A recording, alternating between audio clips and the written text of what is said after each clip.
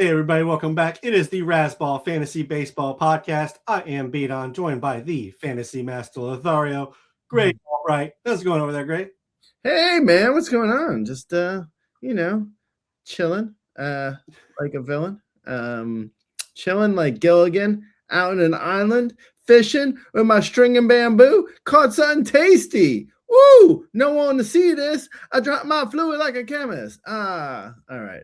Anyway, hey, what's up? I would love to see you go fishing, Gray. I would love to see that. I could just I'm not imagining you've done a lot of that in your life. I actually see that's funny. So I used to go fishing when I was a wee tot. I was just a little tyke. I used to go fishing, and we would go out to the pond, and I would put little Pillsbury dough buns on the hook and throw it in the pond, and a few minutes later, I'd catch a 6-ounce guppy. And I would fillet it, and that's how that was my life as a hobo, but no longer. But bones and all, I'm sure, right? Just cook it all up. Yeah, like a cartoon cat. Well, Gray, let's go ahead and start talking some podcast stuff. First off, the podcast league. Well, my side of the podcast will be in the podcast league at least. But if you want in, let me know. It will be, I don't know, I haven't decided exactly what, but it will be a slow auction league. Yeah, it'll be fun. And if you win, you get your choice of Razzball podcast to join. Let's jump over to the positional side, Gray, outfielders. And before we jump into that, I was looking at numbers as I was putting the notes together, and there were a lot of really good Statcast batted ball numbers, a lot of career highs put up last year. And then when I was looking around at the league and the team stats to see what was going on, 2025 actually had the highest average exit velocity, hard hit, and barrel rate since they started tracking Statcast data in 2015. They did have less home runs than 2019, 2021, and 2023, but all the Statcast data was really high. So I just thought that was kind of interesting that happened. And then when I was evaluating players, when you're looking at guys and like the swing rate hasn't changed and nothing's changed, but all of a sudden the average exit velocity and hard hit jumped up, it's starting to ring some bells in my head if that's the profile that helped them, kind of put up a career year or take a jump. Interesting. Yeah, just thought that was interesting as I was going through the notes. So put a note in here. General plan for outfielders, Gray. How do you attack the position? Is it different if it's, say, 3 outfielder versus 5? Do you just load up? It doesn't matter. What are your thoughts? My general plan for a league where it's 3 outfielders is my first plan of action is to email the commissioner and say, why don't we do 5 outfielders? Like, what are we doing? That's the plan. That's the first part of the plan. And the second part of the plan is then emailing other people in the league and being like, hey, talk to the commissioner. Come on, what are we doing? And then the third part of that plan is making up fake emails and sending them to the commissioner and saying the same thing again, but under a different name. That's a general plan for 3 outfielders. But I guess if you absolutely have to be in a league with 3 outfielders, wait longer. I mean, at a certain point, like I'm somewhat joking that I don't want to be in a league with 3 outfielders. But if you're in a 10-team or a 12-team league with 3 outfielders, there's just like at a certain point, you don't want that many guys on waivers. There's a certain level of strategy and difficulty that you want with your fantasy league, I would think. Otherwise, you're just on waivers and you're like, oh, someone dropped Brent Rooker. Like, come on, man. Like, get in a deeper league. It's like figure out a larger group of friends to play fantasy with. It's my big I would say 5 outfielders is ideal. If you're in a 3 outfielder league, obviously, then you can wait on outfielders a little longer because there's not as many outfielders being drafted. At a certain point, usually 3 outfielder leagues do have 2 utility spots, so it makes up a little bit of the difference, but it's still like you can do 5 outfielders, man. Come on. Like, expand your league a little bit. Anyway. Thanks, Gray. That was very helpful for the people listening. Now they definitely know how to attack outfield, or at least attack their commissioner for not putting enough outfield positions in there. I would say, in general, for 3 outfielder leagues, it's usually a points league. I play more points than Gray does, in that Gray does not play points leagues in any way, shape, or form. So I would say at the top end, if an outfielder falls to you and his stats are better than everybody else that's left, take the outfielder. Like, that's fine. The difference is when you get to that 3rd outfielder, it better be somebody who's really going to put up better numbers or you really like. Otherwise, wait on it, and you can grab a 3rd outfielder from wherever. You can draft them, or you can grab them from the wire. There's a lot of opportunities in a 3 outfielder league to grab them. But like, I had a recent points league mock over with the CBS guys, and I had Corbin Carroll fall to me in the 1st round. I had Julio fall in the 2nd round, and then I had James Wood fall to me in the 4th. So that's fine. I'm just going to take them. I'm going to be stacked in outfield, and I'll figure out the rest of the positions. Because in a points league, you also don't have middle infielder or corner infield typically as well. So it's kind of a limited position grab across the board. In 5 outfielder, I mean, you need to grab at least 2 or 3 that you can count on, and then maybe you can stream from there. Would be my thoughts. Did you just say you were gonna you did a mock draft that you were gonna figure out later? Like, that's exactly what I said. You're not gonna play out a mock draft, right? Like, that's the. You mean those titles don't count for anything, Gray? No. Well, when the commenters tell me there's no way you're winning this league, and then I win it, even though there was no moves made at all. Yeah, and also one quick point as to the whole little the dig at Gray for not playing points leagues. The Raz Slam is a points league, so I think I do play a points league. It is a points league, Gray. Congratulations. You play one league that we force you to play, that is points league. Thank you very much. Let's get into it, because I'm sure this will be a long podcast, as all the positional ones are. But 1 through 9 we have covered. It is Aaron Judge, Corbin Carroll, Julio Rodriguez, Juan Soto, Ronald Acuna Jr., Fernando Tatis Jr., Kyle Schwarber, Jackson Chourio, and Kyle Tucker. So starting with the first tier that we have not talked about is number 10, James Wood. Last year had 31 home runs, 15 stolen bases, 87, 94. He hit 256, 350, and 475. You have him projected for 34 home runs, 18 stolen bases, 103 runs, 72 RBIs, and a 262 average. What are your thoughts here on James Wood, who I think we both kind of just love? Yeah, I know. I kind of wonder how long it's going to be until I stop loving him, if he has a first half this year like his second half was last year. My love for him could evaporate pretty quickly. So his second half was awful, right? I mean, it was pretty much unusable in most leagues. It was kind of like the one of the worst second halves that was in the league last year for across all players. It was actually, I don't have the spot in front of me, his ranking in front of me for the second half, but I remember I did every year at the All-Star break I do a top 100 for the second half, and I want to say James Wood was like around like top 5, I think. That did not become a factual representation of what was to come for James Wood. That's for sure. I think I want to say in the second half, he was a little bit worse than Kevin Newman. Possibly it was Kevin Newman, Brian Rococo, and then James Wood, I think at 998, 999, and 1,000 on the player rater.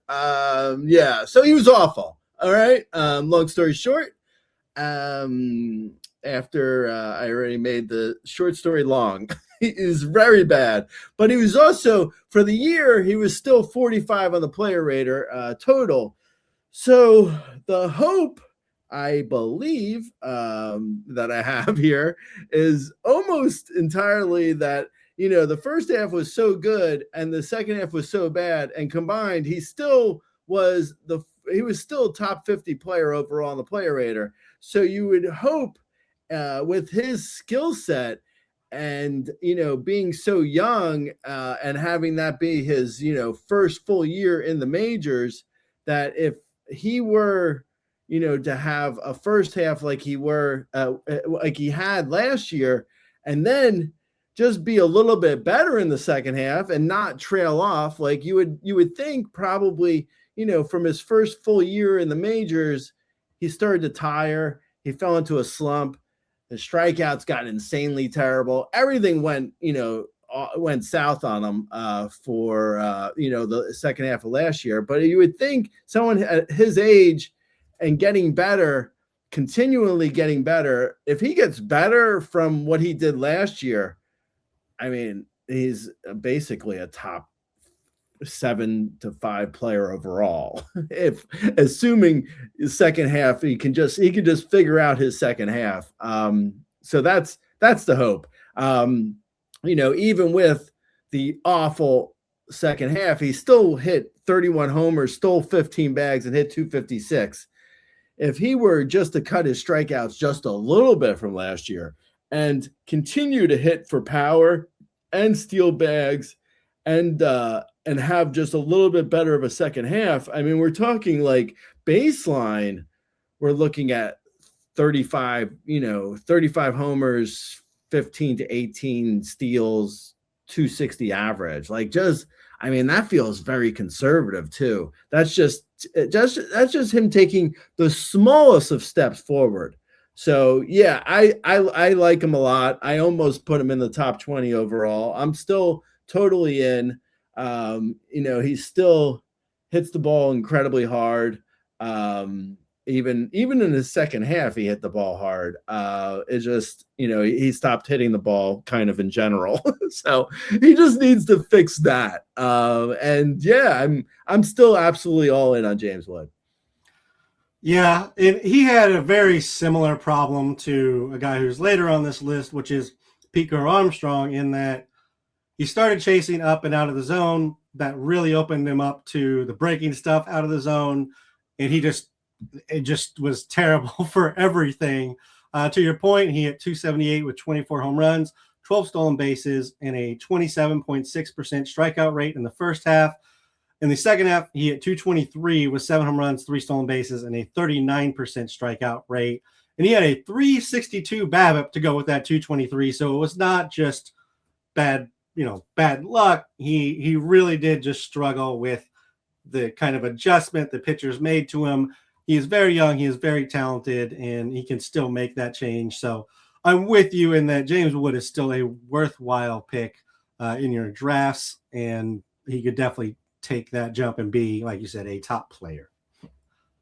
Starting a new tier here, which, Gray, I don't know if you remember, but tiers are supposed to be like more than a player as we're going through here. But the next tier is a single player, and that is Yordan Alvarez.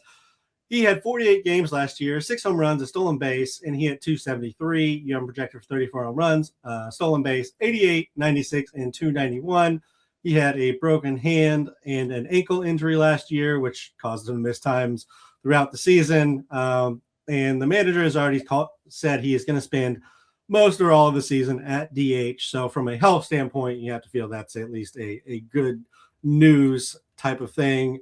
What are your thoughts on Yokubano? I can't wait until we get to May and Yordan is struggling and they're like, oh, he's struggling because he can't get into the groove with hitting because he's not playing the field, and then that becomes the narrative. The new narrative is he's healthy, but because he's only DHing, he's not able to hit anymore. That'll be fun. I'm completely in for a Yordan Alvarez bounce back. I feel like if he's healthy, there's no reason why he shouldn't bounce back. Unfortunately, last year I think is just like it was probably the worst possible. Actually, this is kind of interesting. So in my I was going through old posts of mine from last year because, Be Real from Cypress Hill says, if you don't know where you're at, if you don't know where you've been, how do you know where you're at? So I went back and I looked to see where I was at last year in some of my preseason rankings. And, it was interesting to see preseason 2025 Gray was saying repeatedly how excited he was to draft Yordan Alvarez and Gunnar Henderson. that was an ongoing theme in a lot of my posts last year.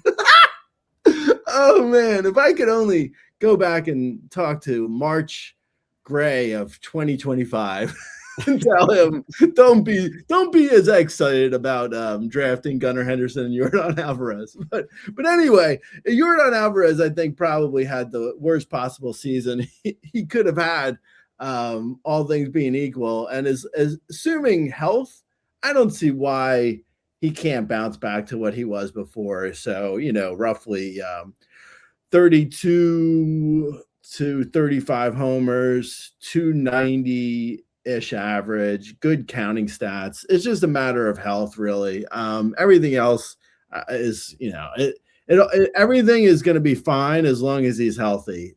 So I, hopefully he's better after, being out for most of last year and not even really being healthy when he was back. If you would have told me last March I was going to get the season I was about to get from Yordan Alvarez and Gunnar Henderson, I probably wouldn't have drafted them. Yeah, it's a good. Yeah, I mean, I'm not. I don't think I'm going out on that limp of a branch here. It's a pretty sturdy one. But hopefully, knock on wood, Yordan's healthy, and yeah, I'm in again. I mean, this feels like as good a bargain as you're going to get with Yordan Alvarez. I would be shocked if he's healthy. I would be shocked if people aren't like, damn, that was a good price in the preseason on Yordan Alvarez, getting him at like, wherever he's going at like 30 overall, or I don't even know. I don't have an ADP in front of me. I'll pull it up while B-Don's talking, but yeah. He's currently going 34 over the last couple of weeks. So that's, pretty much the end of the third round. That's a steal really. Yeah. And that is NFBC. So 2 catcher, pitcher heavy in a Razzball draft. I would assume that's more like early third, back end of second, but that's still a pretty good value for somebody who was back end of first, early second last year. And really, other than the injury, showed no reason why, you wouldn't take him here again. When he returned from the broken hand, he was amazing for the 20 games that he's healthy. So it didn't seem to really bother him. I don't expect it to. Next up, Gray is another tier of one person. Number 12, Brent Rooker. Last year had 30 home runs, 6 stolen bases, 92, 89. He hit 262, 335, and 479. Young projected for 34 home runs, 7 stolen bases, 89, 104, and a 271 average. He is the first on this list to say he had a career best strikeout rate. And then average exit velocity, hard hit, barrel were actually the lowest we've seen since he gave us kind of full seasons. However, bat speed and fast swing rate were fine. Launch angle was down a little bit. All those kind of go against each other and against what I said off the top, but Brent Rooker still hit 30 home runs, and he's in the most favorable park we've ever seen in baseball. Yeah. Exactly. I've drafted one team so far, and I drafted Brent Rooker, and I would imagine I'm going to be drafting Brent Rooker in a lot of leagues this year. Right now his ADP is around 50 overall, and if you just look at his, I mean, if you take me out of the equation, like I have him down for 34 homers, 7 steals, and a 271 average. I mean, I'm pretty close to what everyone else is projecting him for, but take me out of the equation and say, okay, so Fangraphs have him for 34 homers, so same amount of homers as I have, 6 steals, so 1 less steal, and 266 average. So, what is that? 5 points off on average. So it's essentially the same projections with 89 runs and 107 RBIs. The bat projections have him for 34 homers, 7 steals, and a 264 average. So, it's essentially the same stats as me with 7 points off on average. Essentially, it's all the same. I mean, it's kind of like they're all pretty much the same difference, but those numbers, so 34, 7, 265 is like, I mean, that's better than 50th overall. that's real. I mean, I don't know how people came to the it's like ADP is a weird mix of like, it's a weird alchemy of what someone's done before and also just like vibes. And for whatever reason, people must have bad vibes on Brent Rooker because like his numbers are awesome for at 50th overall in ADP. I mean, I'm taking that all day, man. So I think there's upside on the power because of Bing Bong Stadium. There's like, easy upside on the power, I would say. I think, you're probably looking at a guy who's like 50th overall at the end of the year or better, I would think. I mean, it would be hard. I can't imagine, assuming he's healthy, and he's always been more or less healthy. I mean, he always plays like roughly 140 games. Assuming he stays healthy, I don't see why he wouldn't put up close to those numbers or better. So he's like a no-brainer pick for me in drafts right now. I love Brent Rooker. I see no reason why, to fade him. Like you mentioned, the strikeouts were down. The walks were relatively the same. He's in a great park. He's got big time power. He chucks in, 7-ish steals every year. He's fantastic. I love Brent Rooker. Yep. I'm with you. There's plenty to like here. And yeah, it feels like we're getting a discount on, him and Jordan as compared to last year. So definitely happy to take any kind of discount on those two. Moving on to what I would say is our first real tier here, as there's more than one player. Number 13, Pete Crow Armstrong. Last year had 31 home runs, 35 stolen bases, 91, 95. He hit 247, 287, and 481. You have him project for 21 home runs, 38 stolen bases, 67, 73, and 234 average. He is another one, as we mentioned with James Wood, had an amazing first half where he hit 265, 25 home runs and 27 stolen bases. And then in the second half hit 216 with only 6 home runs and 8 stolen bases. Again, chased the high fastball way too much, got exploited up top, then couldn't catch anything on bottom either. So if you watch the playoffs at all, or him at the end of the season, really, it was pretty clear. Yeah. No, I mean, I wonder your feelings on Pete Crow, because my feelings are I'm out on Pete Crow Armstrong because, like you mentioned, the second half fall off, but unlike James Wood, I mean, as I say in the top 20 outfielder rankings post, like I have James Wood and Pete Crow Armstrong's Statcast side by side.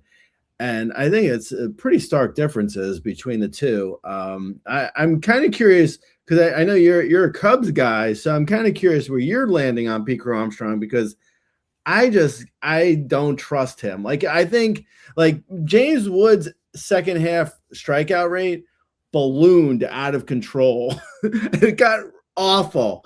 But that's a matter of him just getting exploited, and then he has to then, rebound and, and make adjustments and figure out how to attack pitchers. Whereas Pete Crow Armstrong, his second half strikeout percentage was only 25%, which I think is actually awful compared to Wood, because like Wood was not making contact. Pete Crow Armstrong was making bad contact. Bad contact to me is a lot harder to fix than just not making no contact. Like, I think James Wood can fix what his problem was, because when he was hitting the ball, he was still hitting the ball hard. Whereas Pete Crow Armstrong, when he was hitting the ball, he wasn't hitting the ball hard at all. He was just like, his entire game fell apart to the point where, like, I feel like he could adjust back, but I don't know what that looks like, because he was kind of lucky in the first half versus James Wood, I don't think was lucky. With Pete Crow Armstrong, like Pete Crow Armstrong's chase rate is out of control. James Wood wasn't good, but it wasn't nearly like Pete Crow Armstrong. Like everything with Pete Crow Armstrong, like the numbers are hideous on him. So I'm out. I'm seriously concerned Pete Crow Armstrong is going to get even worse in the first half this year. So I don't know. But what's your thoughts? Because you're a Cubs guy. So the hard hit is definitely valid. Like there's a difference between how hard James Wood hits the ball, how hard Pete Crow Armstrong hits the ball. I will adamantly disagree that making bad contact is harder to fix than not making contact. I'm just thinking, like, in any sport, if you're not even close, it's harder to get back close than if you're kind of close and you just need to adjust. So to that point, I don't necessarily agree. The strikeout rate on James Wood is very concerning. I mean, I have my concerns with both. I think if you're taking them, either one, you are counting on them making adjustments, and I think they both can. I would say from a power standpoint, James Wood, his potential is definitely higher. Even from an average standpoint, I believe his potential is higher. But we also have to throw in the stolen bases, and I mean, based off his first half last year, PCA could steal 40 pretty easily, whereas James Wood is maybe going to steal 15, 20. If he's really getting after it on the base paths. So that would be the only difference, is that when they do slump, Pete Crow Armstrong can still steal a base, and he can get on base because he's at least putting the ball in play. So there's at least a modicum of luck that can be thrown in there. And he did have a terrible BABIP in the second half, but again, that's partially because of the bad contact. I like PCA. I would say where you have him ranked does not necessarily reflect that you won't own him. But I understand that you're not necessarily high on him and not necessarily pushing him up the ranks, because he does tend to go pretty high. And like PCA and James Wood go kind of back to back. Like they're both have the same problems. They both have upside. They're both young. I have James Wood over PCA because of the batted ball, but I have them right. I would have them right next to each other. I don't think there's a significant less risk with one or the other, if I'm being honest. Okay. Because it was really like they both had the exact same problem. So it's really who you think is going to make the adjustment. And again, there is a speed point versus the batted ball. So you kind of have to weigh which one you want to buy into a little bit between those two. Next, PCA's second half. How many steals did he have? I believe he had a handful. So eight steals. Yeah. So even if he's struggling, like you said, even if he's struggling, he'll get on base and steal bags. So, I mean, if you get 8 steals, that's good, right? Hey, he has that. That's better than the one you got from James Wood. Just saying, Gray. Plus, again, PCA was on track for a 35-40 season when we broke at half. Like that's another one. Ridiculous. I was totally in at the second half of last year, I believe. I don't remember exactly where, but I'm sure he was in my top 20 on my second half of my top 100. So I mean, I don't have much to add here. I agree with you that, steals usually help fantasy value. I'm just concerned that, if the guy's making contact and making, and hitting the ball poorly, that's like, that could be, I don't know. I just feel like that is the kind of thing that feels like it could continue versus like, I agree that if a guy is not making any contact, it's not a good thing. But but if James Wood is able to make adjustments and start hitting the ball, he was always hitting it hard. So it's just a matter of him hitting the ball again. Where Pico Armstrong continued to hit the ball, he just made awful contact. So, I mean, I guess it's like 6 of one, a half a dozen another. I'm out on Pico Armstrong, but it was sort of like how I was out on him, Wyatt Langford, the next guy on the list. I was out on Wyatt Langford last year because I had them ranked. I remember distinctly I had James Wood ranked first, then Wyatt Langford, and then Jackson Merrill, and I had James Wood above ADP. So in any scenario, if I was drafting an outfielder, I was always going James Wood over those other two because, James Wood had a terrible second half, but that was like one of the few things I did right last year. But James Wood being above Pete Crow Armstrong in my rankings here by a considerable amount too. I mean, he's not just above Pete Crow Armstrong. He's above Yordan Alvarez. He's above Brent Rooker. So James Wood is the first guy off the board. I'm grabbing Yordan Alvarez if James Wood doesn't come to me. Now I'm grabbing James Wood if I'm able to. Now I'm grabbing James Wood and then I'm grabbing Brent Rooker or Yordan Alvarez. But it would take an insane amount of coincidences in a draft for me to be looking at Pete Crow Armstrong and not have an outfielder and be like, oh, I really need him. So it's just like, there's just no way realistically I'm drafting Pete Crow Armstrong or the next guy if we want to continue.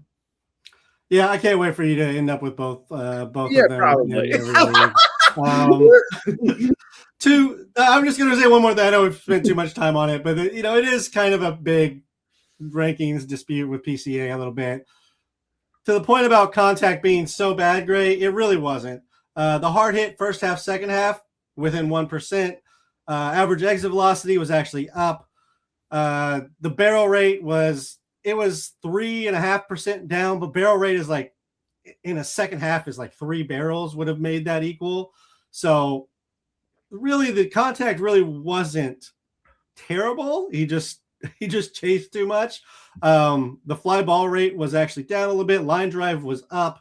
So I think maybe the bigger thing is, like, to your point about batted ball, can PCA be a 15 to 18% home run to fly ball guy? Like, I don't know. He might settle more into like the 13 to 15%. But if he runs still, like, that's still going to be very valuable. So the power from the first half, I'm not necessarily buying, but the speed I am. Anyways, moving on, Gray, to Wyatt Langford. Last year had 134 games. He went 22-22. He had 73 runs, 62 RBIs.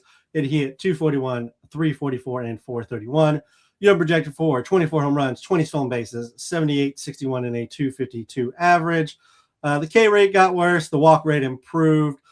All the batted ball got better. However, the bat speed and fast swing rate went down. So all sorts of confusing things. But this is kind of that profile I was saying where he swung less. There's less speed on the bat.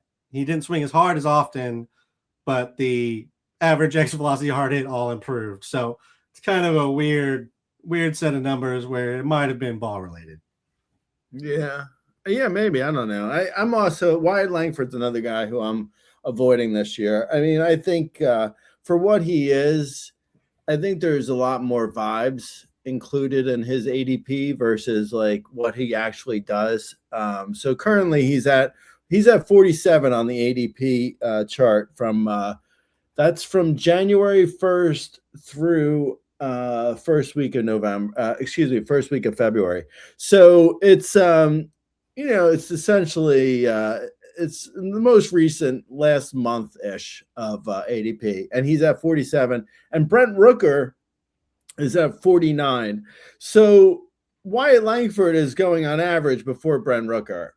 We already talked about Brent Rooker and how much I like him and how I have Brent Rooker in front of him. So there's very little chance that, I end up with Wyatt Langford. So that's just like, big picture scenario here.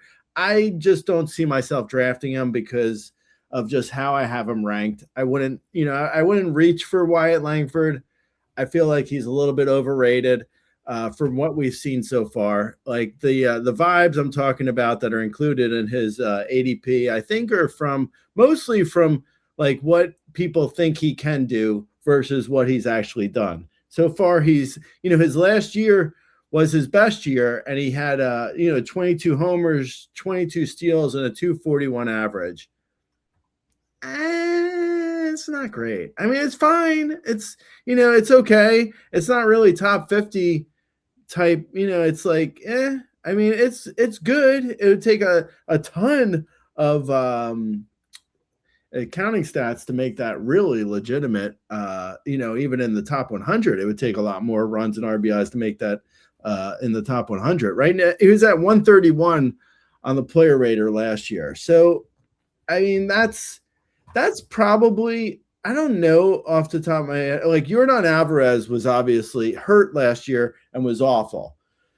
He had, what he did last year versus where he's going in drafts is a huge discrepancy. But for Wyatt Langford to have obviously, once every 6 weeks, Wyatt Langford loses the ability to turn because his oblique.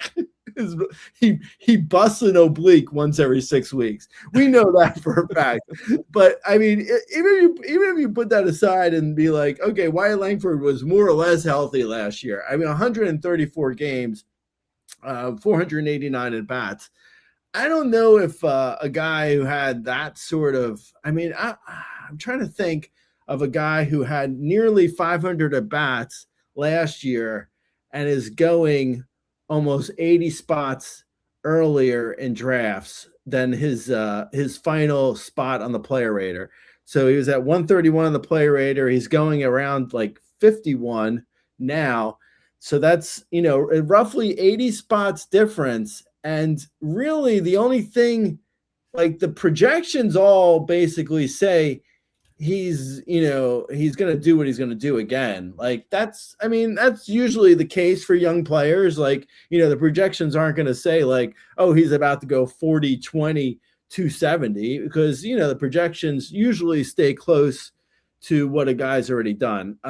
So the fact that the projections say he's going to go 22, 20, 250 isn't that surprising, but it's also like, so where, I mean, the vibes on Wyatt Langford are out of control. It's like, where exactly do people, like, what are people expecting here? Are they expecting a, 40-40 season? He's in a terrible park. Arlington's awful. It's killed, it killed Jake Berger, damn it. It kills guys with power. And Wyatt Langford, no one's ever said Wyatt Langford's a power hitter. I mean, he's got power, sure. I mean, it's like he can hit for power, but he's not a slugger. His first full year, he hit 16 homers. Last year, he hit 22. I don't know. Maybe he gets to 30. Maybe he goes 30-30. I mean, that's a real stretch from where he's been. So yeah, I don't know, man. I'm out on Wyatt Langford. I'm not even sure exactly what people are expecting here to push him so far up ADP. Yeah, I mean, I think it's what you said. He definitely could have hit 30 home runs last year. The speed between the Rangers and it just feels like 25 is probably, you're not going to get like a 40 season unless they decide to run for some reason. He has the speed. I'm not saying he can't steal 30 or 40. I wouldn't project him for, even on the high end, it feels like 25, but like 30, 25 to 45 is a very tempting stat line to go after. I think the counting numbers definitely hurt his overall player rater last year because the Rangers were just awful. Maybe they come up a little bit if they added Nemo in front of him. That could help the RBIs. Seager stays healthy, but that's a huge question mark in any given season. And then after that, it is still real ugly. So I really feel like it's the counting numbers here. They're kind of keeping Langford like buried in the player rater, but I'm with you that the player rater and counting numbers don't seem to really match up with the ADP. I do like him. It sounds like more than you do, but he does go off the board in front of me in pretty much every draft I'm in. Next up is Michael Garcia at 15. We talked about him in the second base podcast. And number 16 is Jackson Merrill. Last year in 115 games, he had 16 home runs, a stolen base. He hit 59 runs, 67 RBIs, and hit 264, 317, 457. Young projected for 20 home runs, 8 stolen bases, 82, 64, and a 272 average. The strikeout rate was up a little bit. The fast swing rate, average bat speed were pretty much in line. Everything looks pretty much the same. Just was not the Jackson Merrill we thought we were going to get. No, it wasn't. It was largely, he was injured for a good portion of the season, right? I mean, he missed a good 35 he missed a good 6 weeks, I think, at one point. So yeah, I mean, I'm also not drafting Jackson Merrill if it's not clear. I wonder, because last year, 16 homers, 1 steal. That's concerning because I know it was only, he was injured for a good portion of the year, but in 115 games, they only steal 1 bag, and they get caught twice. I don't know. It's not great. Obviously, his hard hit percentage, at 32.2%. It's kind of blah.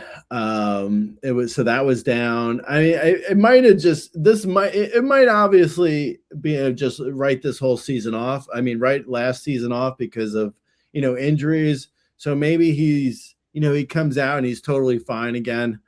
I think, his rookie year, it was an odd one because I do remember going into 2024, there wasn't a ton of people he barely broke camp and everyone was like, he went, I believe it was a Tokyo series and he hit well and he broke camp and people were like, oh, that's interesting, huh? And then he went out and had an amazing rookie year where people were like, wow, where did that come from? So I'm a little bit concerned that we just, in 2024, we saw the best year we're ever going to see from Jackson Merrill, and he's more of a, 20 homer, 5 steal, 265 hitter, which is not great, honestly. So I don't know. I'm kind of on pause with Jackson Merrill. I'm not totally against him. I don't feel like any sort of I'm not completely against him in general. I think he could come out of it, but for this year, I'm just against him because I just don't like the ADP, and I just feel like he's, it's a little bit. I'm not sure exactly what we're getting from Jackson Merrill, so I'm taking a pause on Jackson Merrill for now. But I don't know. I could potentially see myself getting in next year. I could get in for all these guys next year, but Jackson Merrill feels like a guy where I'm not 100%, against him. I just feel like I just need to step back and see what he can do, without the rookie of the year shine and, and then without the last year, without the injury bug. So just like seeing a full season of him and what he can do.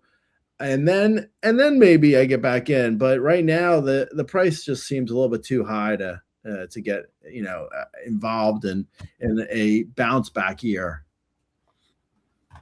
Yeah, I think I'm generally with you on that. I do like Jackson Merrill in general. I think he's a very good baseball player.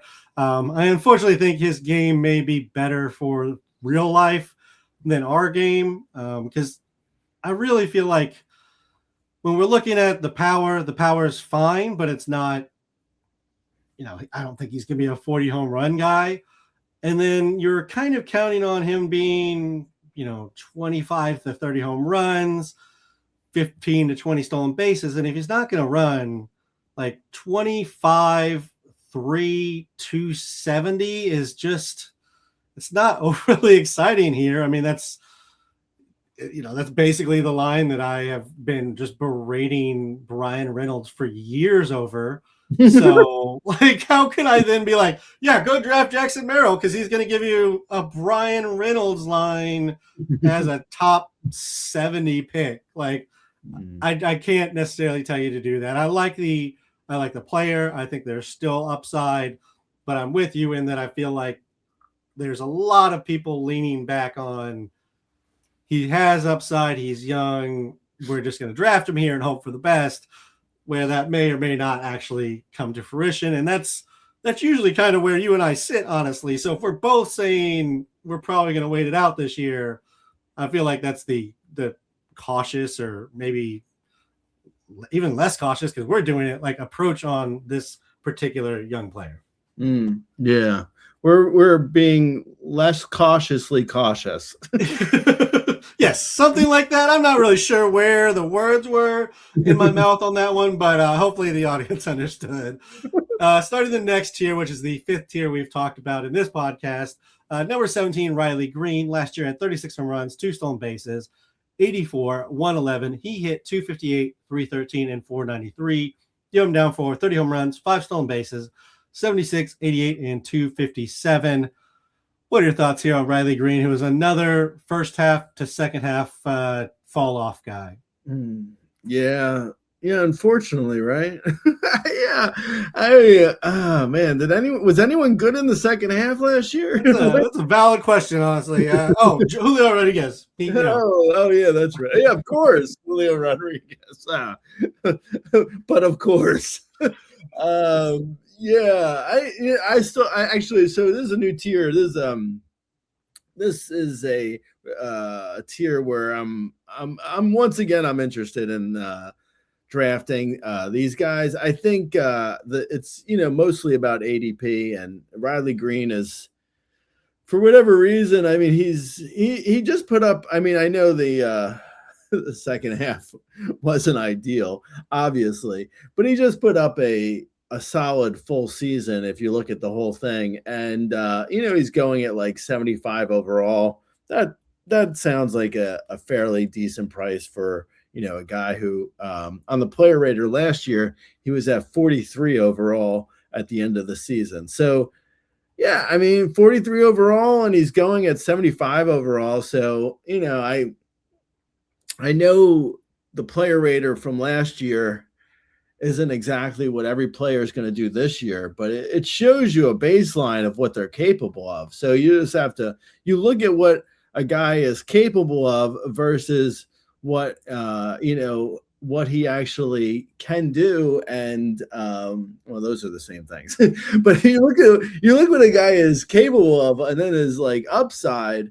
And you look at Riley Green, you're like, well, his upside is probably what he just did, 36 homers. I mean, that feels like his upside, even though for whatever reason he refuses to steal a bag.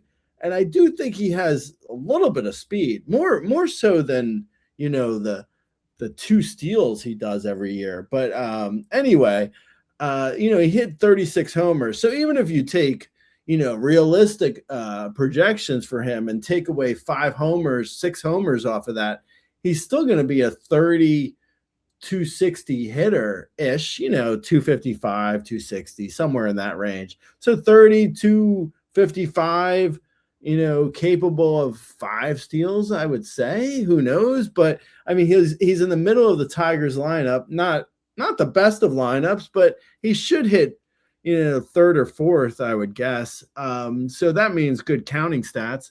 So all that, it's basically, I feel like he's kind of who he is at this point. He struck out a bit last year. He didn't have a great second half, but when you put the whole year together, just because a guy doesn't have a good second half doesn't mean he's going to turn around and have a bad first half this year. I mean, it could actually mean he's going to have a bad second half this year. I mean, that's possible. But hopefully he has a good first and second. But even if he doesn't, he showed even in one first half, he's capable of, putting up top 50 overall numbers. So yeah, that's a guy at, he's 25 years old. That's a guy I'm willing to draft. Yeah, I'm actually going to be. I think I'm out on Riley Green this year. I just do not love kind of the profile. He did swing harder last year. The average bat speed, fast swing rate were up, but the K rate went up. Average exit velocity and hard actually went down with that. So I feel like he's been just increasing the launch angle like steadily by year. And I feel like second half it got out of control and created the terrible second half that he had.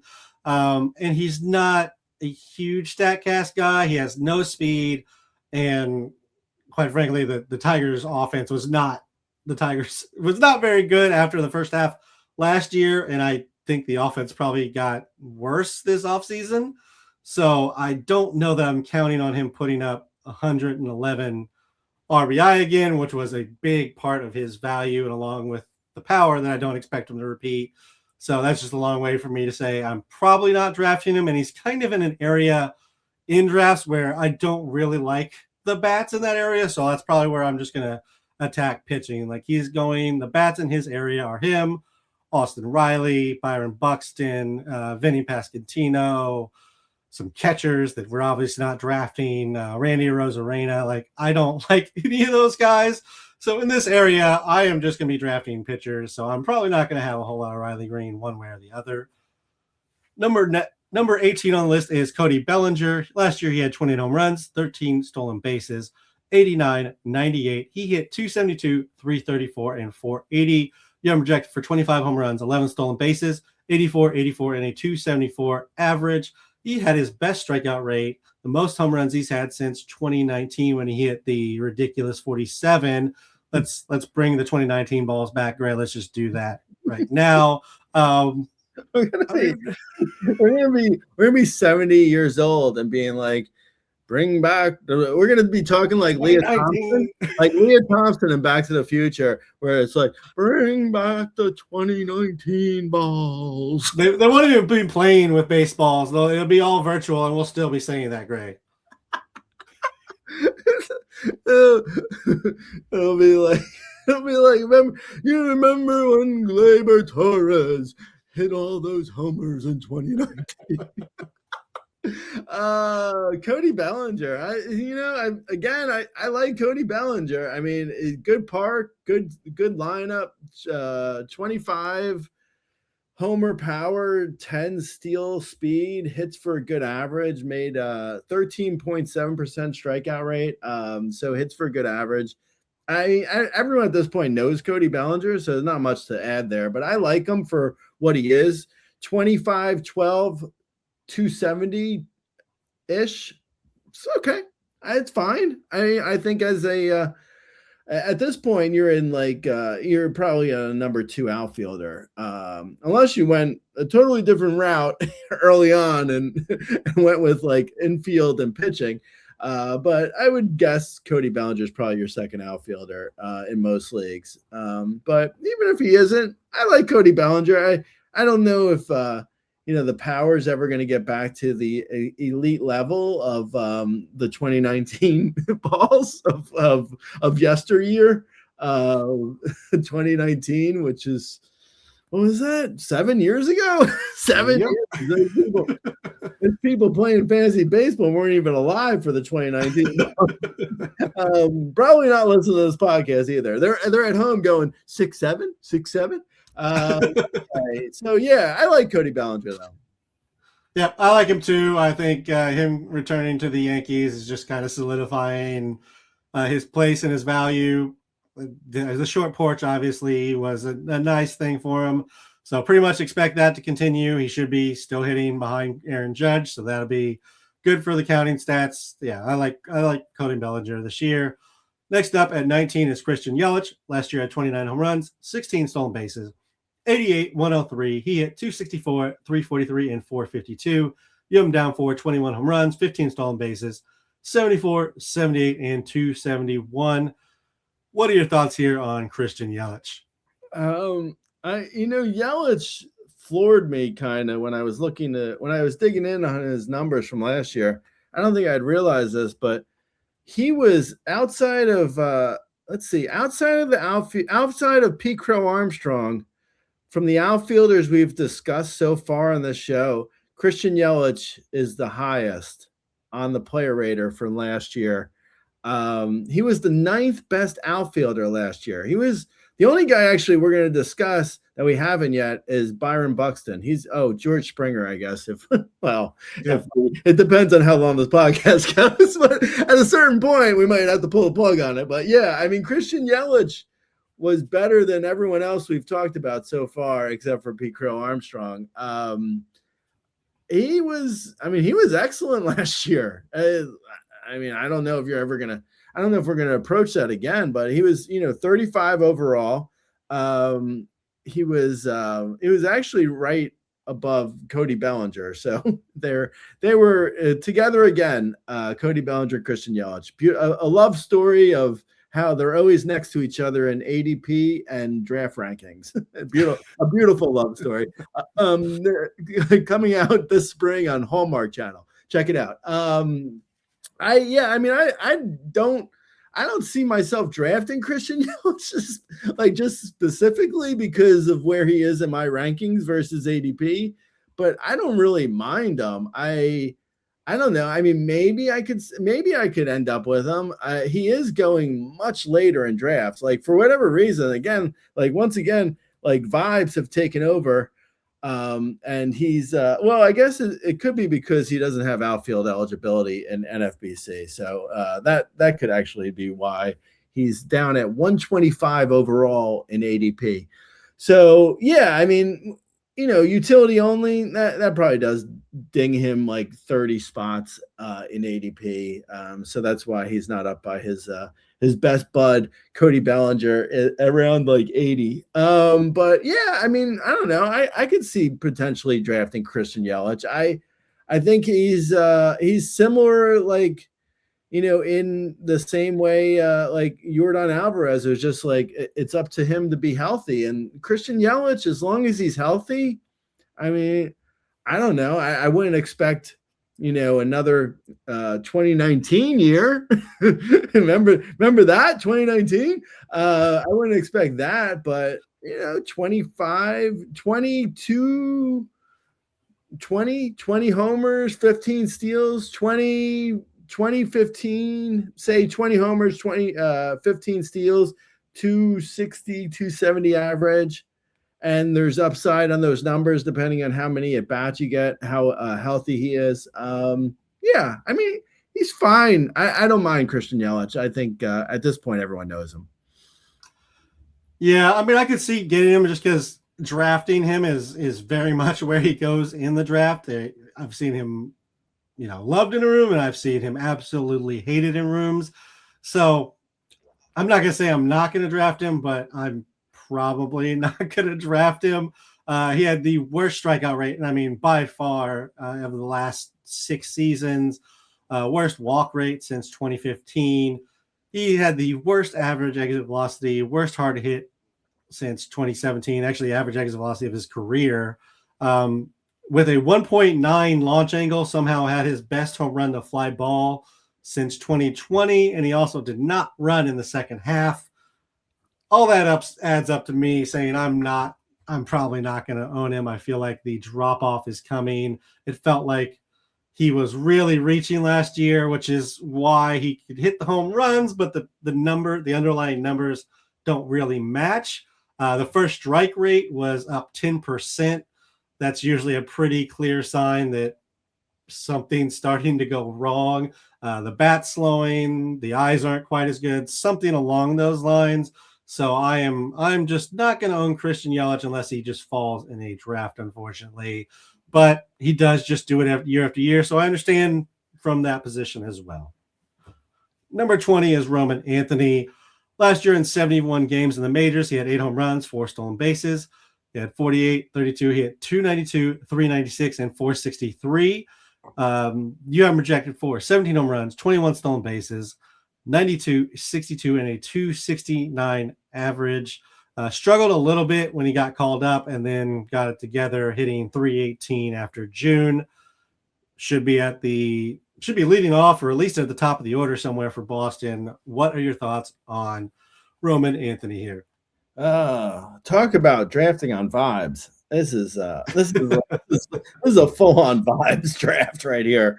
If you're taking Roman Anthony, you're just like, let's go for fun. fun over making sense. I don't know.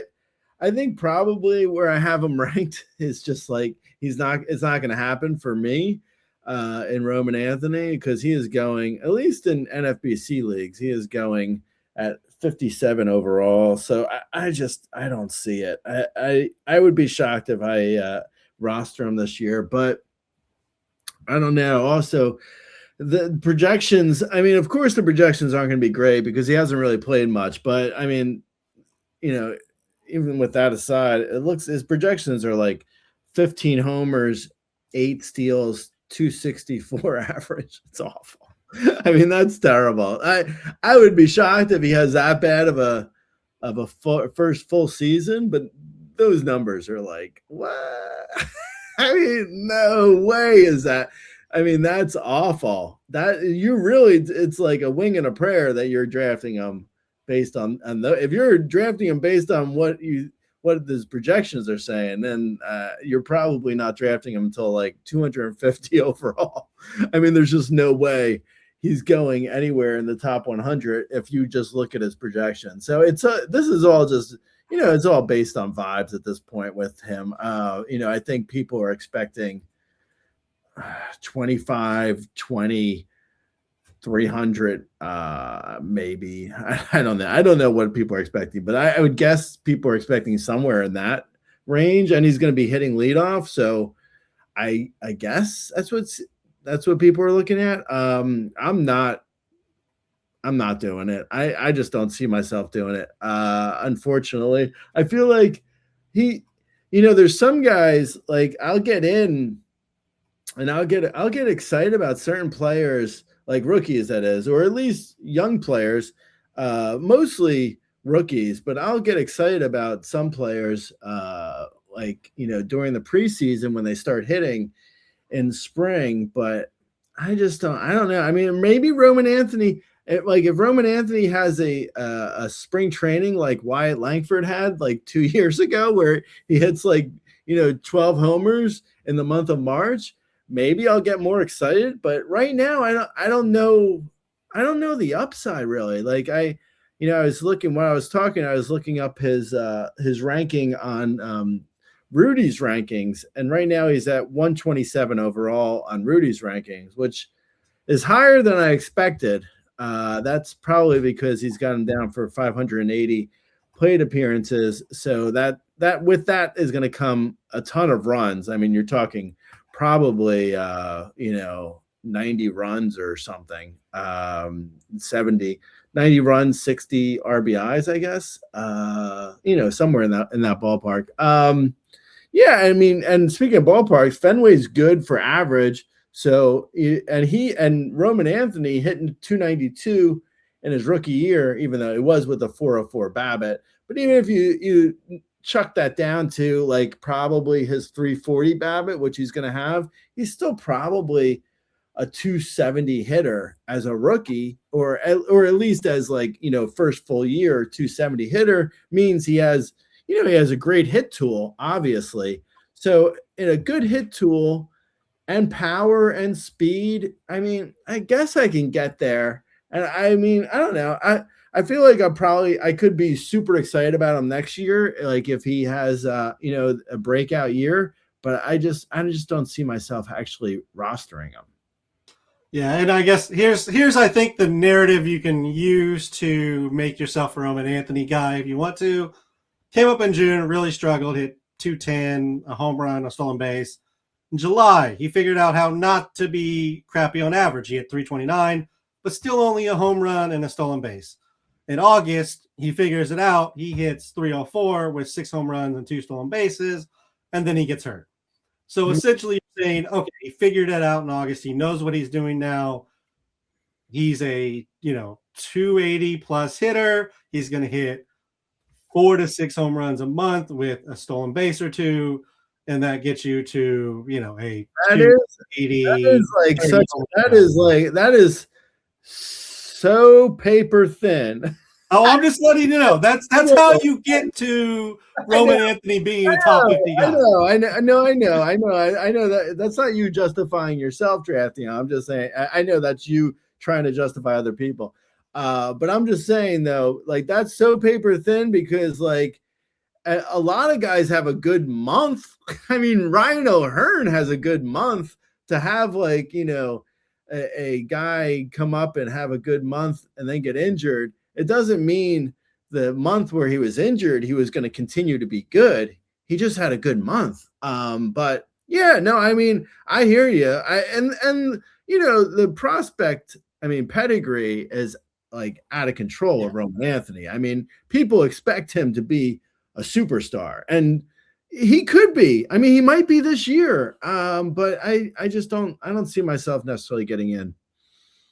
Yeah, I mean, he's supposed to have 70, 80 raw power. Like I said, we only saw it for a month. Like, other than that, it did not look like he had that kind of power. But again, he's 21. Like, there's still room. Like you said, I don't think either of us are going to have a lot of shares at his current ADP, unfortunately. But I do love him as a baseball player. I think it's more in line of kind of what we said, or what I said about Jackson Merrill. Like, if you put him on the Cubs, I would absolutely love him. I'd buy his jersey.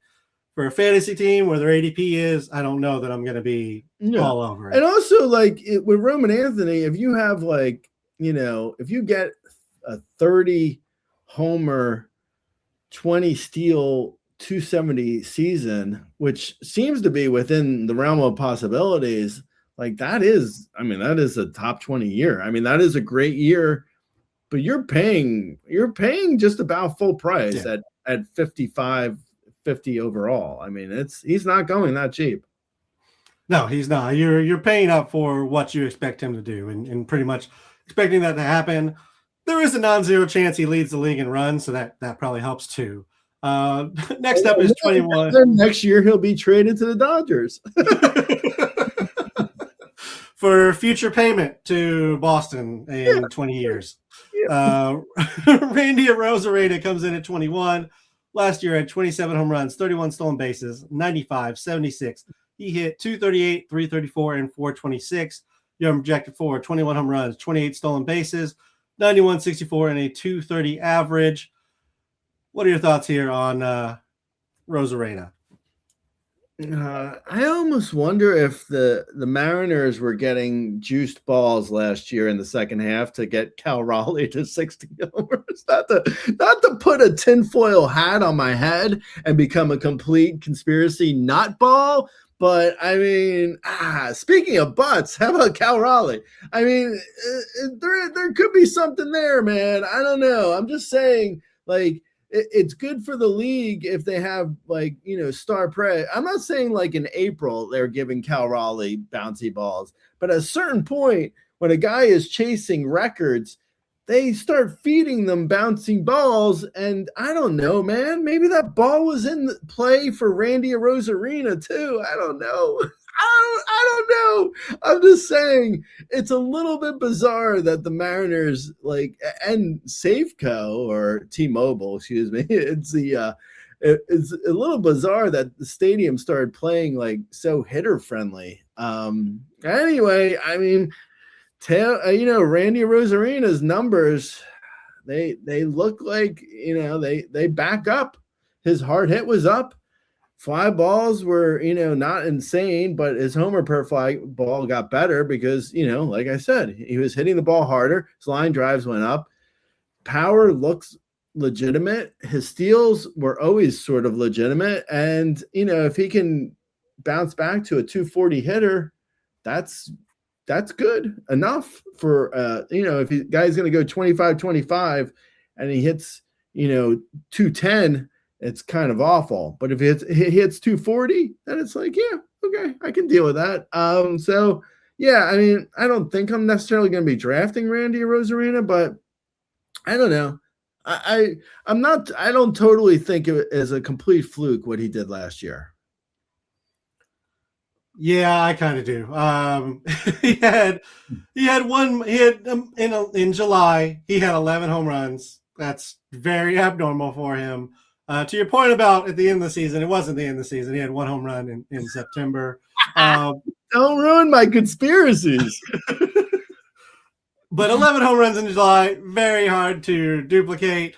That's not even I've given guys crap for like hitting 7 in a month when they usually hit 3 or 4. Like, this is a huge jump to get to 11 home runs in a month for Randy Rosarena. So I do not believe in the power adjustment that he's made. I don't really believe in the 31 steals either. So I'm just going to stay out on Randy Rosarena, and if he does it again, so be it. Somebody else can have him. I'm fine not rostering him on my team at his current cost. Somebody I will take over him at 22 is Jarren Duran. Last year had 16 home runs, 24 stolen bases, 86, 84. He hit 256, 332, and 442. Year project for 17 home runs, 25 stolen bases, 79, 71, and a 259 average. Strikeout rate was up a little bit, but the walk rate improved. Pretty much improved across the board in regards to all the Statcast data. Fast speed rate was up, as well as fast swing rate as well, and they were up a good amount. So I really like Jarren Duran. I believe a lot more in what he did than what we saw from Randy Rosarena. Okay. I mean, I think Duran's power looks like it's about 17 to 20 homers. And if he's in the middle of the Red Sox lineup, it seems like he's, less interested, or maybe the Red Sox are less interested in running him. So the steals, he is fast though. So it's hard to say, like, the steals were down 10. He was down 10 steals last year. He went from 34 steals to 24. So, the steals were down, but it's hard to say they won't rebound because he does have speed. So, it's, and his average, he looks like a 260 hitter. So, but if it's like 15, 25, 260 is a lot, it's a lot different than 20, 30, 260. So, there's a range of possibilities here where, he could be solid. And, his price tag is, it's not terrible. It feels like where he should be versus where he was last year. If I remember correctly, going into last year, I think he was a top 25 overall player in going in drafts last year. And that has definitely come down a lot for this year. And that feels right. It feels like he's priced correctly versus last year where I think he was probably overpriced. So, if he can, he looks like a 260 hitter versus what he was last year, versus what he was in 2024, which was 285. So if he's, 17, 30, 260, that's great. It's all about the steals for him though. If he's not running, like he just didn't have as many, if he's a 24 steal guy, it doesn't sound like a huge difference, but 24 or 34 is, for him, considering he's not going to hit for a ton of power, that's a big difference. So yeah, I mean, if he's 30 plus steals, that's interesting, and it's a lot, it's a lot more valuable than what he was doing. But I don't know. I think he is being drafted a little bit before I have him ranked, so I'm probably not drafting him. But I can't get like totally out on. I mean, I don't dislike him necessarily for what he gives. I just don't see him. I just don't see myself drafting him really. Yeah, I like him. Like I said, I like him more than you do. The speed is legit. He's much faster than Randy Arozarena, who we just talked about. That's the only reason I bring up him. And I think the power actually has room to improve. As I mentioned, the batted ball, or the average bat speed and fast swing rate, went up significantly for him last year. He was actually 31st in average bat speed last year, which is kind of ridiculous for you. Think about where you probably think about Jarren Duran and how fast his bat actually goes. Like, he actually swings it really hard. So I actually think there's still a little bit of room for improvement in the power department. And he's, obviously in a good park for either power or, the balls going to the wall can become easy doubles for him as well. And the short porch, if he can kind of figure just how to pull it down the line. Anyway, moving on. Number 23, Tyler Soderstrom. We talked about him on the first base show. Number 24 is Kyle Stowers. Last year in 117 games, he had 25 home runs, 5 stolen bases, 61-73. He hit 288, 368, and 544. You have him down for 33 home runs, 7 stolen bases, 86, 104, and a 272 average. What are your thoughts here on Kyle Stowers? Well, I wrote a sleeper post for Stowers, so I'm a big fan. I think I might be a good 50 picks higher on him than ADP for my rankings versus where he's going. He hit, 25 homers last year in only 117 games. It's not complete. It's not scientific, but to just take it and prorate it, but it looks more or less like that's what it looks like. That's who he is. The barrels were, the hard hit was over 42%. The barrels were just about as good as anyone's going to be. I think he was top 5 in barrels for I think what was it? Barrels. I think he was 1 or 2 for outfielders in several different categories for sorted by hard hit. He was top 5, I believe, or top 2, right below James Wood, something like that. Yeah, he was right below James Wood on hard hit. He was at 52%. James Wood is 56, so 56 is huge. But Kyle Stowers was 52. Barrels per plate appearance, Kyle Stowers was 11.6. And that was top for outfielders. Riley Green was second behind him there. And then barrels for all players across every position. Kyle Stowers was 5th for every position, right behind Kyle Schwarber and right in front of Juan Soto. So Kyle Stowers hit the ball really hard last year. He had I think there could even be a little bit of upside versus just prorating him. So I have him down for 33 homers in my projections. That's, close to just prorating. I wouldn't be shocked if we see a 40 homer year from him. I love Kyle Stowers. The walk rate was great, over 10% last year.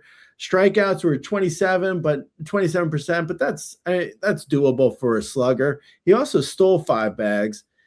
If he goes, if he steals 10 to 12 bags, which, anyone can, if he goes 35 homers, 10 steals, 270 average, we're talking about a top 25 player. So yeah, I'm all in on Kyle Stowers. Yeah, I can tell you are into him, Gray. I like him. As you mentioned, the batted ball is very impressive. I will say, just because I pointed out for other people, he did have 10 home runs in July. Really hard to produce that kind of month again. So there is a little bit of, okay, he hit 25 home runs, 117 games. But if we make that 21 home runs in 117 games, that seems more realistic. But again, he definitely has room to improve. He had his career best average exit velocity, hard hit, hard home run, the fly ball, barrel. Big improvement to the strikeout rate and swing and strike rate. So all of that is moving in the right direction. I just don't like, random big months because it's really hard to do those things in the season. Apparently, you have to for B-Don to be happy, you have to have exactly 6 homers in every month. Otherwise, you're not really. That's not what I'm saying. But if you hit 3 home runs in June and then 10 in July, like he hit them though. Clearly a little bit of a. He did hit them though, right? Like he didn't wake up at the end of July and be like, wow. Someone put 10 homers on my stat line. I better not tell anyone. I mean, he did hit them, right? It wasn't a complete fluke where it was actually him doing it. Just so we're clear. He did great. He did. And sometimes they can, and sometimes they can do that year in, year out. It's not always like that, I would say, and if we're talking only head-to-head leagues, I could potentially see this argument. But he did it in the month of July. Well, yeah, I mean that is a month of the year when people are playing baseball, so that's good, I guess. Anyway, hitting one every 10 days, Gray, or one every 3 days is pretty damn difficult to do in baseball for anybody like Aaron Judge or Shohei Ohtani. That's really, really hard to do. Like I just don't think Kyle Stowers is the person who's going to put up 10 home run months, month in, month out. Sorry, I don't know. That's fair. Okay. Oh, I like Stowers. Again, I like him. The batted ball is super impressive. I'm just saying, if we're doing the no. If people are just tuning in now, B-Don does not like Kyle Stowers. Let's just be clear. Literally preface the whole thing with I like Kyle Stowers, but sure, you can make up whatever you want. Number 25, Jose Altuve. We talked about him in the second baseman rankings. That starts tier 6 for us. Number 26 is Byron Buxton. Last year had 126 games, 35 home runs, 24 stolen bases, 97, 83. He hit 264, 327, 551. Young projected for 25 home runs, 15 stolen bases, 72, 61, and a 253 average. Great. Games played going back to 2018 for Byron Buxton. 126, 102, 85, 92, 61, 39, 87, 28. All right. That's basically what we're talking about, right? Yeah, no, completely. I was just gonna say, so just so everyone's aware, Byron Buxton hit 9 homers in June. Just so in case Byron Buxton does that. He does do that because he only plays a month a season. Oh, okay. All right. So you forget it. I mentioned. He has a history, he has something to fall back on here, Greg. I mentioned Byron Buxton in June. Just it's just a matter of how many games he's going to play. That's that's Byron Buxton basically. If he's going to, if he stays on the field for 80 games, then it's not going to be as good a season. I will say that some guys, I'm thinking of Nelson Cruz. Also thinking of Ian Kinsler. There's certain players that are injury prone for the majority of their 20s, and then they get into their 30s and they play consistently a lot of games. So, I mean, maybe Byron Buxton's he's shaken off of that injury prone tag. I don't know. I mean, I doubt it. And also it doesn't, bode well for his speed that now he's in his 30s and we have to rely on him stealing 20 plus bags. It's not, none of this is good probably, but I'm just saying I don't know, maybe maybe he no longer is injury prone. It's happened to other players before. I'm not counting on it necessarily. I don't love these outfielders either. So here's a big picture thing here. I don't know if people are paying attention to how many outfielders I'm not really loving, but there's not a ton of outfielders to draft. It's not the greatest of positions. Now a lot of this is obviously depends on ADP, and Byron Buxton's ADP is just not really in a great place for where I want to take him. But I mean, it's 75 overall. He's obviously capable of it. He just did it. We just saw it.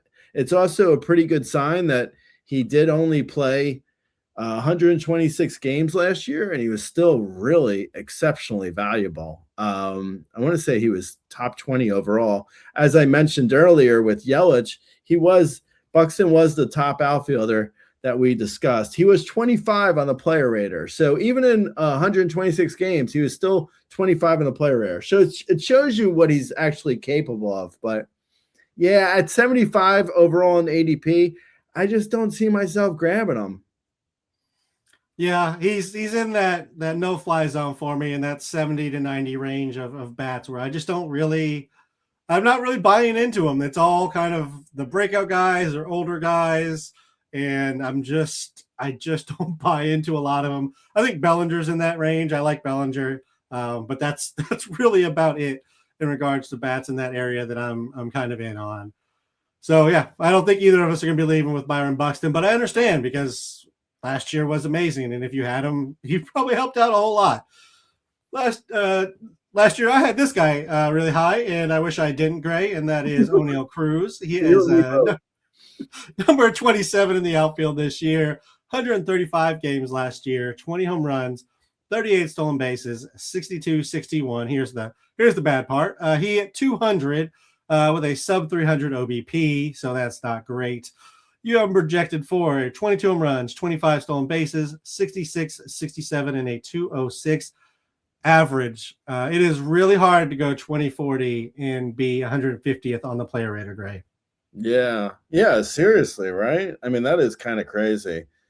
I guess that tells me there's probably a 5% chance that he gets lucky on BABIP this year, has a 315, 320, maybe 330, 340 BABIP, and then hits 245, 250, and has a top 50 overall year, because I mean the power and speed's obviously there.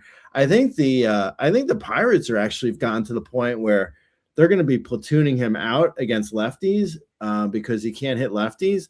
The kind of sad thing is he can't really hit righties either. He's at the point where he can't hit anyone except for the mop-up guy who comes in the fifth inning of like a blowout. And the Pirates aren't in a lot of blowouts, so it's not good. I used to love O'Neal Cruz, as you did. I can't draft him this year. I'm out on O'Neal Cruz too. I used to love him, and I still kind of do. And I wouldn't be shocked if we see a stretch of games where we wish we did own him, because at a certain point he's going to get hot. And he's going to be seeing the ball well, and he's going to hit a bunch of homers. Maybe he'll hit 10 homers in July. Who's to say?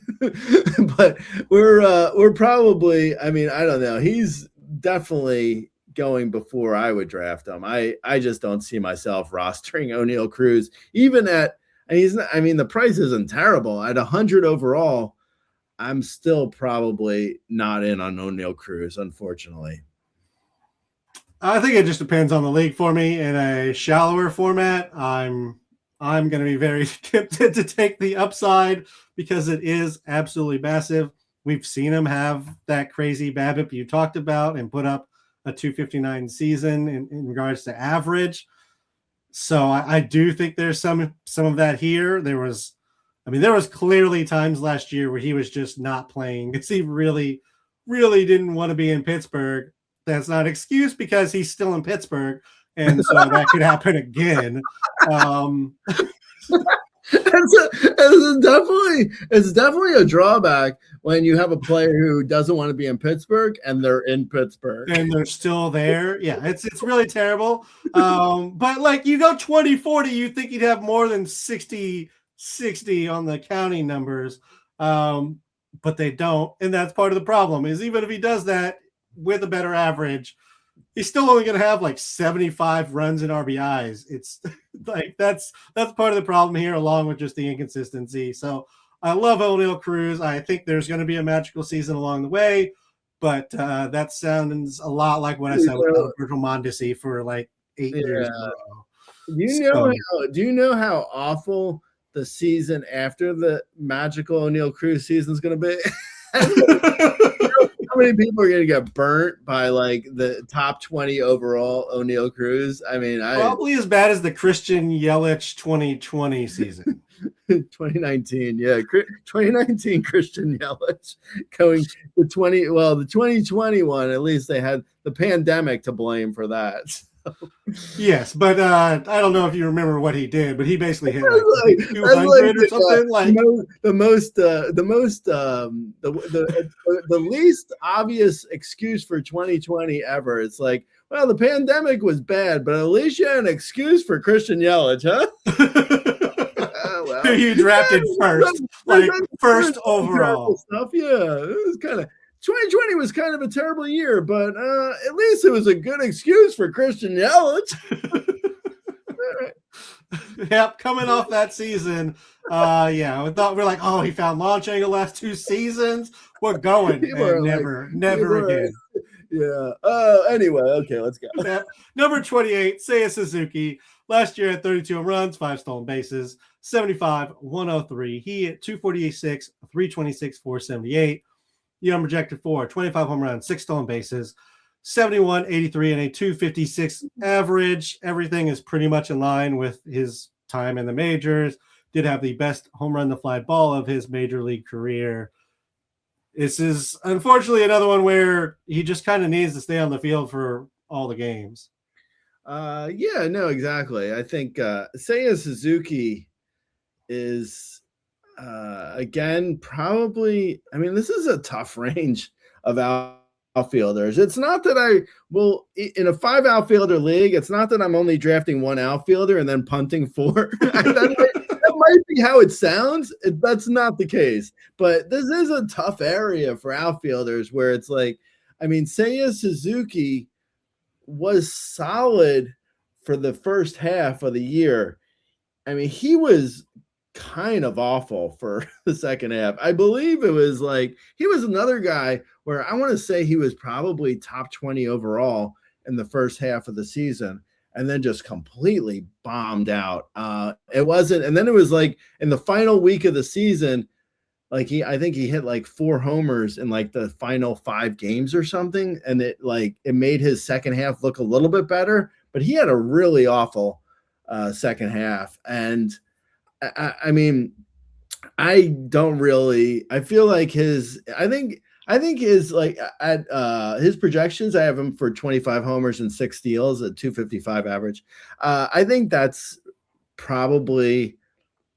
those are probably close to what, yeah. I mean, I'm looking now at his other projections, and that's about what he's getting projected for across the board. I basically feel like, I mean, that's fine, and those numbers are attainable, and I think he's capable of it, but I don't know, at 90 overall in ADP, I just don't see myself being like, oh, you know what I could really use is a 25 homer, 5 steal, 255 hitter. And it's like, it's fine. At the end of the day, like over the course of a full season, he does his usual stuff, and it's okay. And it's, it's like a solid, like 2 to 3 outfielder, but I don't see any upside other than, what he did at the first half of last year, but he was so spent in the second half that it just became a lot of nothing. So I don't see myself drafting Seiya Suzuki either. Yeah, I mean, I love Seiya. I don't necessarily buy into what he did last year. I think he's probably neutrally like a 20 25 to 27 home run guy, not necessarily a 32. And, I'm just going to mention it in this podcast because I'm obligated to say it in every podcast because it's my conspiracy theory. We are entering an even number year season, and the batted ball and home runs may go down a little bit. So I don't think he's one of those guys where you're like, oh, the power's just there. Like, he's not Aaron Judge where it doesn't matter what ball you put in play. I think it matters a little bit. So I'm with you. I don't think he necessarily has the crazy – I mean, the entire Cubs offense was absolutely insane for the first half and then absolutely garbage for the entire second half. So you can just copy paste Cubs player was good first half and then terrible second half. That's just kind of one of those things where you just have to figure out on your own on which side of the Cubs was the real one, unfortunately. Your conspiracy theory about even an odd number years for power is better than the conspiracy theory of Cal Raleigh got bouncy balls to hit, and that's why Randy Rose because he wasn't good. This is true. I have at least some statistical data to back me up on my conspiracy theory. Yeah, that's fair. Up next, 29, to continue this very difficult and challenging tier is George Springer. Last year in 140 games, he had 32 home runs, 18 stolen bases. He had 106, 84. He hit 309, 399, and 560. You have him projected for 20 home runs, 15 stolen bases, 81, 64, and a 262 average. He had career best hard hit and barrel rates. Average bat speed and best swing rate were actually up a decent amount as well. So he swung harder last season. I don't know if he was healthy or just decided to let it go, but it seems like it was fairly legit in regards to what lines up with the power breakout here. I don't know. Is it when you were speaking, I was looking at offensive WAR for some reason, and I noticed George Springer's was 48.5, excuse me. And I was thinking in my head, I was like, that sounds high. And then so I just looked up on the leaderboard, and he was the fourth best offensive WAR guy last year, just in front of Cal Raleigh. I think he might have led. He might have been the best in the second half, honestly. It was ridiculous. I mean, where did that year come from? Like, I honestly would like to. I mean, I wish I had a time machine because, well, I would go back and I would win a couple lotteries. But I mean, besides that, I would go forward and I would say to George Springer after he retired, like, what was the deal with the 2025 year? Because I don't think at this point, he has enough reflection to say like what he's, I think at this point he's probably going to look at 2025 and he's going to be thinking like, well, I'll just do it again in 2026. And we know that's not going to happen. I mean, obviously. So I would like to go like 10 years in the future and go with George Springer and be like, what was that all about in 2025? Because none of his numbers make any sense at all. Like just the most insane year. That's also like at the end of the day, there is so much like you can study up on the rankings and the draftings and the projections, and you can really do all the prep in the world. But at the end of the day, like some of the stuff is just really just luck. I mean, no one was predicting that George Springer year. I mean, come on, you were at like 200 overall last year's drafts, and you were like, I guess I'll take George Springer because at least he'll give me runs. That was literally all you were doing. You were like, I guess I'll draft George Springer and get run. And then, and then on the turn, I'll take Cal Raleigh because, I need to have a catcher. Just like totally it was like throwing stuff out and like, oh yeah, you just drafted the best team. Okay. But anyway, yeah, I don't buy George Springer this year. I don't know. I'm kind of he's one of the most flummoxing players when you look at his last year, because I mean it wasn't like he was getting steadily worse. And then he got better. I mean, he was getting steadily awful. I mean, he was becoming terrible. His K rate was holding steady and his BABIP was falling off of the charts because he was just making such terrible contact and he was hitting everything on the ground. I mean, everything was awful as far as his numbers go, like as of like 2024. And then suddenly, whatever. I have no idea. I don't know where the 2025 came from, but I wouldn't bank on it coming back. Yeah, I would say the one thing I'd say that is somewhat legitimate and I think means that it could stay around.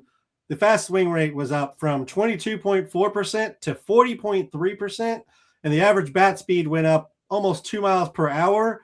Like, those are significant jumps in those stats. If that stays around, I could see the power staying around. The average seems absolutely absurd. I mean, he hit 369 in the second half, Gray, with 16 home runs. Like, that was absurd. I don't expect, that to happen again, but I don't necessarily think he's like a 19 home run guy like we thought he was becoming in 2024. Up next here, starting a new tier 7. Number 30 is Noelve Marte. We talked about him already in the third baseman show. Number 31 is The Line, which is Ian Happ, Gray. 23 home runs last year, 6 stolen bases, 87, 79. He hit 243, 342, and 420. You projected for 23 home runs, 9 stolen bases, 88, 82, and a 243 average. Ian Happ is the most boring, useful player in all of fantasy baseball, and nobody ever wants him, but he's always positive value. Yeah, and I always find myself drafting him. It's the same. Oops. It got really enthusiastic about that. Yeah. So I got so excited. I threw my phone against the wall. I'll say Ian Happ always ends up on like some of my teams because his price is always so good in drafts. No one ever is interested, and he does. Like last year, he was 120th on the player rater. And I don't know for a fact, but I want to guess that Ian Happ was 120th on the player rater for the last like 3 or 4 years. I mean, he's always exactly the same. Like, give or take like a few steals. I mean, he does the same thing every year. And then you look at his ADP and it's like 175, and you're like 175 overall. Why would there be a discount on a guy who does literally the exact same thing every year? I don't know, but he does. So yeah, I'm fine drafting Ian Happ. It's not one of those sexy picks. No one in the chat draft and no one in the draft room chat is going to be like, "Wow, I can't believe you got Ian Happ. That's so cool." I mean, that ain't happening, but I mean, he's good. Yeah, if you just want positive value in that range, it's always there. I guess the one thing is the reason he falls there probably. People just keep seeing him on the board like, I'm not drafting him. He just keeps falling and falling and falling. So absolutely scoop him up and just take the positive value. It does sometimes get boring. You just have to let him ride out the whole season, and it's always there. Number 32, Taylor Ward. Last year, he had 36 home runs, 4 stolen bases, 86, 103, and hit 228. You projected for 32 home runs, 6 stolen bases, 81, 96, and 233. I believe we did talk about him in the winter meetings podcast. Gray, is there anything else that you wanted to talk about with Taylor Ward? No, I like him though. Just one quick note, I guess, about this whole tier of players. I'm drafting outfielders again. As I mentioned with Ian Happ, I'm happy to draft Ian Happ. And Taylor Ward is another guy. I'm 35-ish homer, 5 steal-ish, 230 average. It's for his price and drafts. Yeah, I'm happy to take Taylor Ward. Yep, absolutely. We'll take him. I don't necessarily buy the 36 home runs that he put up last year, but I will be happy with 25 to 30, which is, I think, where he will sit. Gray, I'm just going to say it because it's just going to be a running theme here. He had 10 home runs in May last year. He's never done that in his career in a month. So 25 to 30, not 36. Okay. Next up at 33 is Brandon Nemo. Last year, he had 25 home runs, 13 stolen bases, 81, 92. He had 262, 324, 436. You have him projected for 21 home runs, 10 stolen bases, 87, 66, and a 257 average. We talked about him in the winter meetings as well. Anything you want to say on Brandon Nimmo? No, another guy. He's very similar to Ian Happ, and like that. I don't think anyone's going to be overly excited to draft him, but he's always, not incredible, no upside, not incredibly valuable, but valuable enough for where he goes in drafts where I could see absolutely drafting him. Yep, absolutely. Brandon Nimmo is another one of those guys, but he will return value. He's going to put up the runs, and he did move teams, but that should not really change much in regards to what he does well. Number 34 is Chandler Simpson. Last year had 44 stolen bases, 53 runs, 26 RBIs. He hit 295, 326, and 346. You have him projected for 2 home runs, 50 stolen bases, 83, 45, and 290. It is a little bit based on team build grade, but if I don't already have a excess in stolen bases, I am drafting Chandler Simpson in a lot of places. Everywhere. I'm drafting Chandler Simpson everywhere. I love Chandler Simpson. Even in leagues where I might be okay in steals, I think I'm drafting Chandler Simpson. If the Rays actually, like right now, the roster resource on Fangraphs has Gavin Lux leading off and Chandler Simpson hitting 8th. If that happens in season, I'm going to throw my computer out the window. So, that'll be the end of Razzball because I'm not going to have a computer anymore. I think Chandler Simpson, he gets pegged as a steals only guy and a one category player, but he hit 295 last year with an under 10% strikeout rate. I see no reason why, I don't see why a guy who, if you had, homers and steals aren't directly interchangeable, but if you had a guy who hit 50 homers and 290, you would be like, oh man, I'm drafting him in the top 20. Now Chandler Simpson's going to hit 0 homers but steal 50 bags and hit 290. So if he has 50 bags and 290, it's not exactly the same as hitting 50 homers, but 50 steals and 290 is not nothing. I'm drafting Chandler Simpson everywhere, man. I really like him. Yep, I do too. And while they are currently he's projected to hit late in the lineup. I just cannot see that happening, as you had mentioned. Number 35 is Ceddanne Rafaela. We talked about him in second baseman. Number 36 starts a new tier for us. That is Teoscar Hernandez. Last year had 25 home runs, 5 stolen bases, 65, 89. He hit 247, 284, and 454. You have projected for 24 home runs, 6 stolen bases, 66, 73, and 242. I think I say this every year. Teoscar Hernandez is actually less than the sum of his parts because he should be a really good baseball player, and it just never comes to fruition. Yeah. I could see that. I think, this is, again, I know it's a broken record at this point, but we're again in a tier of outfielders where I'm not drafting. We had a brief reprieve there where I was excited about Ian Happ. And Brandon Nimmo. Very exciting players, I know. But yeah, I'm not super into Teoscar Hernandez. It kind of draft dependent and ADP dependent. Maybe, I guess it's possible, but he seems like he's got deteriorating skills, and also they have better guys now with Kyle Tucker there. They have better guys for the middle of the order. So even though the Dodger lineup is good, Teoscar is going to be hitting 7th probably. So I could see one of those 25 homer 240 seasons that's just real.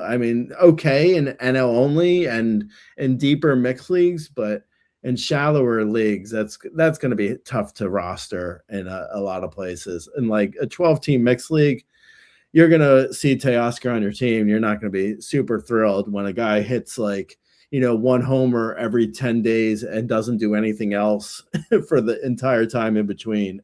So yeah, I don't know. I don't see myself really going in on Teoscar this year. Yeah, and Gray, just it is what it is. He's just he's boring, and it's fine if like you're at that point and his value is right there in your ADP. That's who you should take. But like you said, it's not an overly exciting profile, and he's going to lose some RBIs this year probably. I mean, next month he's probably going to spike himself, but that's still only going to move him up to sixth. And that's really if Andy Pages doesn't continue what he did last year, because if Andy Pages does what he did last year, how do they not move him up in the lineup? Honestly, like he should take Mookie Betts' spot if we're just being honest. If he does what he did last year, number 37 is Michael Harris. Last year, finally gave us the 2020 season, Gray, 55-86 on the counting stats. He hit 249, 268, 409. Young project for 18 home runs, 20 stolen bases, 61, 77, and 257. This is a guy who you have just not ever been in on. I've liked him at different times, but he kind of showed his.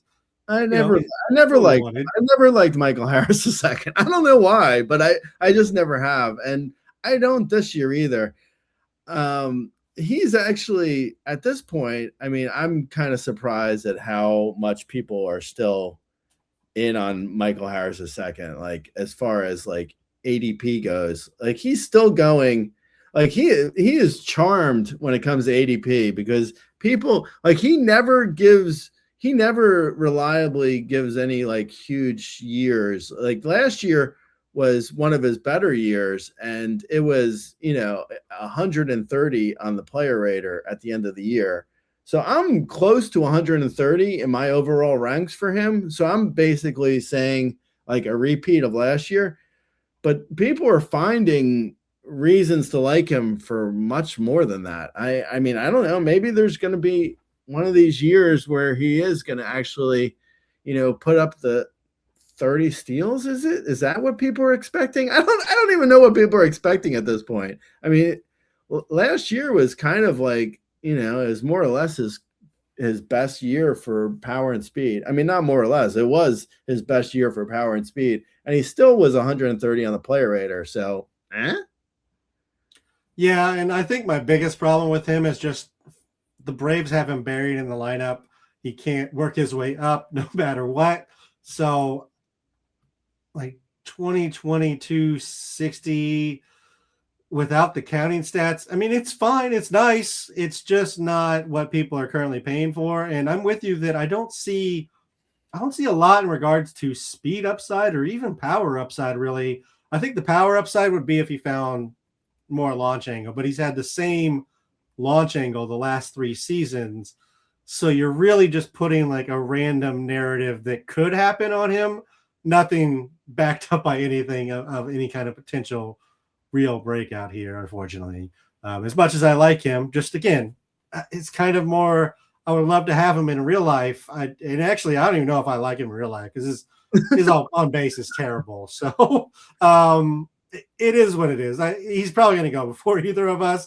I hate that we've said that so many times on this podcast because I do like Outfield. Outfield has a lot of good stats to take. Unfortunately, some of them go really early off the board based on, you've been saying vibes, you call it hype, over projection, whatever you want to say. But people just really putting their own narratives on guys sometimes. Number 38, Alec Burleson, we talked about him, first baseman. Number 39 is Teoscar Hernandez, teammate who I mentioned, Andy Pages. Last year had 27 home runs, 4 stolen bases, 74, 86. He hit 272, 313, 461. Young project for 20 home runs, 9 stolen bases, 62, 71, and 247. I mean, at one point, I believe Andy Pages was like number 3 on the player rater or something. He had a really great run here. I actually gave his numbers wrong. Sorry. He went 27-14 last year, not 27-4. What are your thoughts here on Andy Pages? Nobody seems to buy it, but like he was one of the most consistent players in baseball. Yeah, so I don't buy it either. I'll say this. So about Andy Pages, this is whether this is fair or not. I don't know. You be the judge, okay? But I'll say this. So Emmanuel Clase was trying to throw balls in the dirt in order to win bets. That is what is alleged, right? So everyone knows the deal with Class A. So his whole deal was on each pitch, he would throw it in the dirt and he would win money if it was a ball. Now, he threw one pitch to Andy Pages that was so awful because he was trying to win a bet, and Andy Pages still swung at it. Now, I know one pitch does not make a guy's entire season, but that, I think, could be an example of what I am most worried about with Andy Pages, because he looks like he was so fooled. This also happened in the postseason. Like, he was so fooled in the postseason. He was getting benched at times, like in the World Series. He hit 078 for the entire postseason. I mean, he looked awful. And, I keep going back to that Class A pitch in the dirt. And I know it's not fair to judge Andy Pages on like one pitch for his whole season. But if he can be that fooled on a pitch that isn't even supposed to be a strike, it is so concerning to me. I think pitchers figured out Andy Pages, and maybe he can readjust and figure pitchers out, go back to figuring pitchers out in the first half of this year. But I do think he was so fooled by the postseason, and like his slumps were so bad. I don't know, man. And it wouldn't be the first time that we've seen a Dodger outfielder go from being really like a number 2 outfielder to suddenly becoming useless. And I go back to James Outman. It wasn't even that long ago. Like, James Outman was great, and I think it was 2023. And then he was basically just like thrown away to the Wolves, or well, that's a different sport.